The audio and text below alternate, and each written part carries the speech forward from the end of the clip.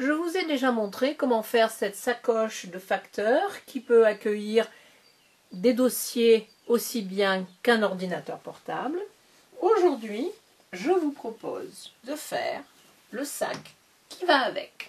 Ce sac fait 28 cm de long sur 21 cm de haut. La base est un gousset qui fait 5 cm de profondeur. Le gousset remonte sur les côtés. À l'arrière du sac, une poche zippée cachée doublée. De chaque côté, une demi-lune avec une patte insérée dans la couture. J'ai tout simplement fait un nœud pour tenir la bandoulière, mais dans le tuto, je vous montre plusieurs manières de fixer une bandoulière à un sac. Le rabat a une bonne hauteur. Il s'ouvre et se ferme grâce à une pression aimantée. Sur le devant du sac, j'ai placé une poche différente que j'ai appelée style boîte aux lettres. J'ai d'ailleurs fait un tuto technique là-dessus. Le contenu du sac est en sécurité grâce à une fermeture à glissière qui a des extensions de propreté de chaque côté. Le sac est entièrement doublé, wattiné et a une poche à l'intérieur qui a la même forme, mais en plus petit évidemment, que le rabat. En utilisant la fiche explicative et les demi-gabarits, vous découperez toutes les pièces dont vous aurez besoin, tissu doublure et tissu extérieur. Tous les demi-gabarits sont à mettre sur le pli pour avoir la taille finale. Pour toutes les pièces que vous allez coudre, pliez chaque morceau en deux et découpez des petites encoches de chaque côté. Elles marqueront le milieu. Les encoches seront de 2 à 3 mm de profondeur et évidemment disparaîtront dans la marge de couture qui, elle, sera de 1 cm. Pour donner un petit peu de corps à votre sac, n'oubliez pas soit de repasser le thermocollant au dos du tissu principal ou bien comme moi, de coudre la ouate au dos de la doublure. J'ai cousu la ouate à 1,5 cm du bord, longueur de point 3,5. Si vous voulez des poches à l'intérieur du sac, il faut le faire maintenant. Utilisez le gabarit de la poche, placez les deux tissus endroit contre endroit, épinglez, faites une couture à 1,5 cm du bord tout autour, mais laissez une ouverture de 6 cm dans un des côtés, surtout il faut que ça soit une partie droite, coupez les coins, écrantez les arrondis. Ensuite, retournez la poche sur l'endroit par l'ouverture. Une fois la poche retournée sur l'endroit, faites bien ressortir la couture tout autour, aplatissez en donnant un bon coup de fer. Ensuite, faites une piqûre sur piqûre à 3 mm du bord, longueur de point 3 sur, si on veut, 3 côtés. Et ainsi, vous aurez une jolie poche plaquée et doublée. Faites maintenant la poche doublée et non zippée qui se trouve sur le devant du sac. Je vous encourage à regarder mon tuto technique à ce sujet. Le lien vers cette vidéo sera dans la boîte de description et aussi dans la fiche explicative. Prenez la doublure du rabat et le demi-gabarit sur lequel vous voyez cette marque. Reportez-la sur la doublure. Et c'est là où vous allez poser la partie mâle du bouton aimanté. N'oubliez pas de renforcer le dos de la doublure avec du tissu épais ou bien comme ici avec du molleton pour éviter de déchirer la doublure à cet endroit. Je ne vais pas vous montrer maintenant comment fixer ce genre de bouton pression. J'ai fait un tuto technique là-dessus, je vous donnerai le lien. Si vous voulez décorer le devant de votre rabat, il faut le faire maintenant. Placez le tissu extérieur du rabat endroit contre endroit sur la doublure. Faites coïncider les encoches, alignez les bords, épinglez. Faites ensuite une couture à 1 cm tout autour. Laissez le haut du rabat ouvert. Crantez les arrondis et la base du rabat. Ensuite, retournez sur l'endroit par l'ouverture. Faites bien ressortir la couture tout le long. Faites une surpiqûre à 5 mm du bord, longueur de point 3,5. Placez et cousez à présent la poche zippée cachée doublée qui sera dans le panneau arrière du sac. Utilisez le gabarit à cet effet et regardez mon tuto technique qui explique comment faire ce genre de poche. Je vous donnerai le lien vers la vidéo. Encore une fois, placez le haut de la poche à 4 cm du bord supérieur du panneau. Et voici le résultat. Le haut du sac fait 27 cm de long. Vous pouvez mettre une fermeture à glissière de 27 ou de 28 cm, c'est comme vous voulez. Cependant, je vais placer une fermeture à glissière que j'ai coupée à 23 cm et ensuite je vais rajouter du tissu. Je vais rallonger la fermeture à glissière. Pourquoi? Parce que je pense que coudre le tissu au niveau ici de la couture, ce sera bien plus facile que de coudre en fait sur une fermeture à glissière. J'ai fait un tuto technique dans lequel j'explique comment rallonger une fermeture à glissière. Je vous donnerai le lien. Plaçons et cousons la fermeture à glissière. Ceci est le devant du sac et l'endroit est vers vous. L'endroit de la fermeture à glissière est ici. Nous allons mettre endroit contre endroit, renverser, mettre à l'envers la fermeture à glissière. On fait coïncider les encoches. Prenez une partie doublure, donc je n'ai pas de poche parce que ça sera sur le devant, endroit contre endroit.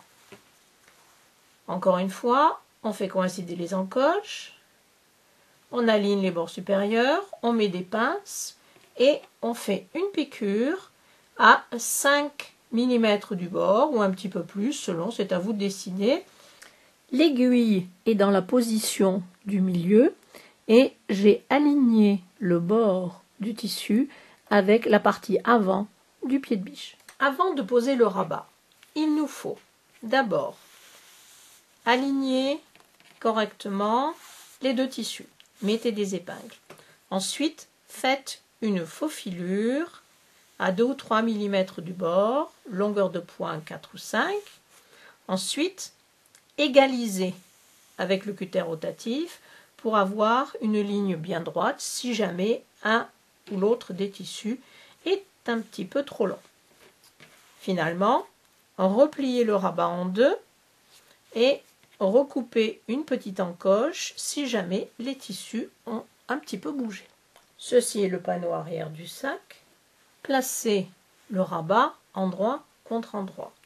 Alignez les bords supérieurs. Maintenant, je vais faire pivoter mon travail et je vais vous montrer comment il faut faire de ce côté. Voici ce que vous venez de coudre. Ouvrez. Levez par la fermeture à glissière. Faites tourner. Endroit contre l'endroit ici du panneau. On fait coïncider les bords supérieurs. Prenez maintenant l'autre côté de la doublure, endroit contre endroit. Encore une fois, alignez, encoche et bord supérieur. Une petite couture avec le pied de biche spécial. Ce qui est important ici, c'est de coudre lentement et surtout de vérifier constamment pour bien s'assurer que les 4 couches soient prises correctement dans la couture. Utilisez le gabarit pour placer le bouton pression femelle sur la partie simili-cuir. Et normalement, cela doit correspondre parfaitement. Les demi-lunes que je vais utiliser font 2 cm et demi à la base. Prenez un carré de 7 cm de côté, repliez 1 cm sur l'envers de chaque côté, repliez le carré sur lui-même et faites une surpiqûre à 2 mm du bord, longueur de pointe 3 de chaque côté. Égalisez au niveau des extrémités de la fermeture à glissière. Ensuite, mesurez 1 cm et demi à partir de la couture et placez la patte qui tient la demi-lune il faut mettre aussi 1,5 cm entre le côté du sac et la base de la demi-lune. Maintenant, faites une faufilure à l'intérieur de la marge de couture pour tenir la patte en place. Faites la même chose de l'autre côté du sac. Ouvrez la fermeture à glissière. Nous allons maintenant travailler sur le côté doublure. Voici le gousset, placez-le endroit contre endroit et mettez des pinces tout autour. Faites attention à cause de la courbe, c'est un tout petit peu plus difficile. Donc mettez des pinces pour aligner le côté du gousset avec le côté de la doublure. Voici ce que ça donne sous un autre angle. Commencez la piqûre à 1 cm de la pointe. Vous allez piquer à 1 cm du bord. Faites tout le tour et lorsque vous arrivez à l'autre extrémité, arrêtez-vous aussi à 1 cm de la pointe. Et voilà, la moitié du gousset est cousue. Donc maintenant, il nous faut coudre le deuxième côté de la doublure.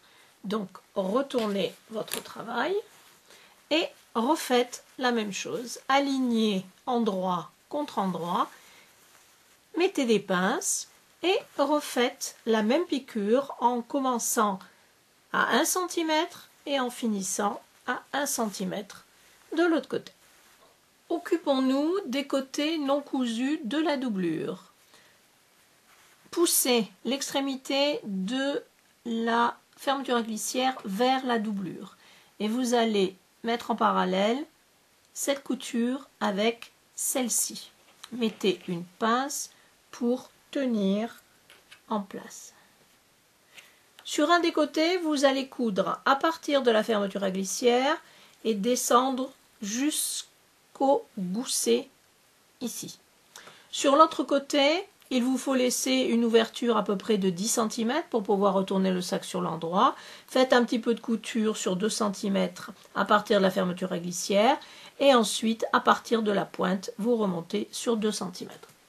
Vous vous êtes bien entraîné en cousant le gousset de la doublure.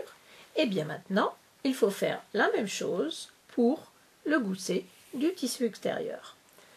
Utilisez exactement la même méthode, sauf que pour les côtés, cousez complètement à partir de la fermeture éclair jusqu'aux pointes et fermez totalement cette partie du sac. Je précise pour les débutants que entre la partie tissu extérieur et la partie doublure, vous devez bien faire correspondre les coutures. Retournez maintenant le sac sur l'endroit par l'ouverture. Pour fermer les ouvertures, je fais toujours un point à la main qui s'appelle le point d'échelle. Vous voyez pourquoi. Et lorsque je tire sur le fil, les deux côtés se rapprochent et on a une très jolie finition bien plate, sans vilain bourrelet. J'ai fait un tuto technique dans lequel j'explique comment faire ce point. Je vous donnerai le lien. La couture est bien plate et voici ce que ça donne au niveau du gousset. Poussez maintenant la doublure à l'intérieur du sac. Et faites bien ressortir toutes les coutures. Je voulais juste vous montrer à quoi ressemblait la base du sac avec le gousset. Vérifiez un petit peu le sac sur toutes les coutures, c'est le cas de le dire. Et maintenant, faisons la bandoulière. Je vais vous montrer comment faire une bandoulière fixe aux extrémités finies et qui utilise peu de tissu.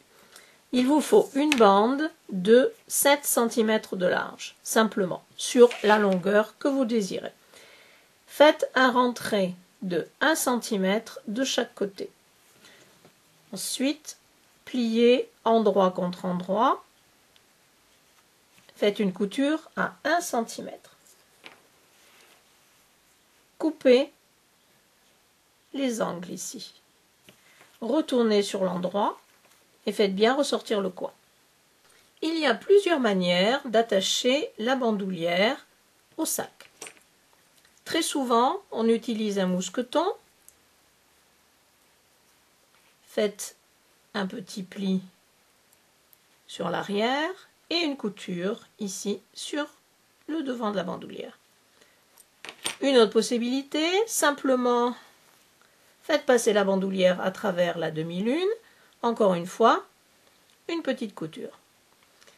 J'ai pensé aussi à utiliser un bouton pression résine, ou même plusieurs si vous avez envie de régler la bandoulière. J'ai fait dans la simplicité, puisque je me suis contentée de faire un petit nœud.